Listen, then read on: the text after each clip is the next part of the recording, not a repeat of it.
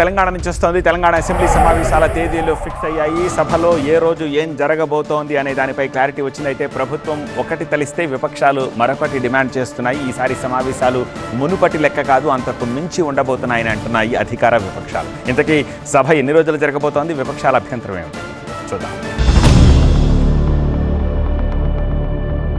Telangana assembly సమావేశాలు ఈ నెల 30 వరకు జరగబోతున్నాయి. స్పీకర్ అధ్యక్షతన జరిగిన బీఏసీ సమావేశంలో ఈ మేరకు నిర్ణయం జరిగింది.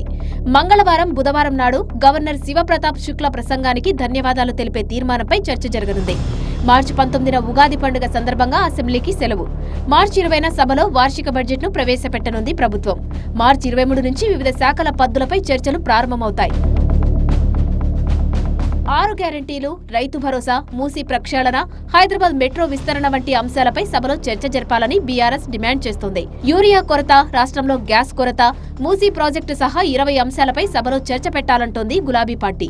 ప్రభుత్వ వైఫల్యాలతో పాటు హామీలపై నిలదీస్తామంటోంది బీఆర్ఎస్. ఈ ప్రభుత్వం ఏంటంటే ఇటు హౌస్ కమిటీలు వేయకపోవడం, సభ నియమ నిబంధనలు పాటించకపోవడం, ప్రతిపక్షం యొక్క గొంతు నొక్కే ప్రయత్నం చేయడం, మేము మాట్లాడుతున్నప్పుడు డైవర్షన్ పాలిటిక్స్ పాల్పడడం అనేటువంటిది మంచిది కాదు.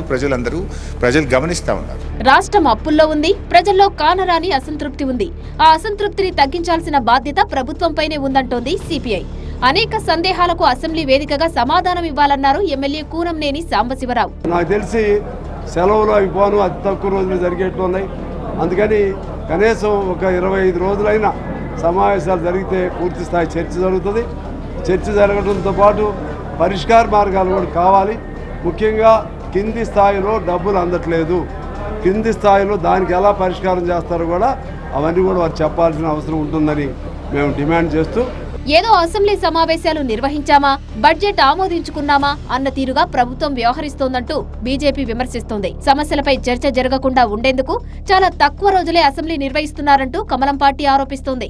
కేవలం 6-7 రోజులు కూడా పద్దుల మీద డిస్కషన్కి అవకాశం లేకుండా వీళ్ళు ఈ బడ్జెట్ సమావేశపరిచే ఆలోచన ఇది కేవలం సమస్యల నుంచి తప్పించుకోవడానికి, సమస్యల మీద డిస్కషన్స్ నుంచి తప్పించుకోవడానికి చేసినటువంటి ఒక పథకం ప్రకారము మరి ఈ బడ్జెట్ సమావేశాలను తగ్గించేటువంటి ప్రయత్నం జరుగుతూ ఉన్నది. అసెంబ్లీ సమావేశాల్లో ప్రభుత్వాన్ని ఇరకాటంలో పెట్టేందుకు విపక్షాలు అస్త్రశస్త్రాలు సిద్ధం చేసుకున్నాయి.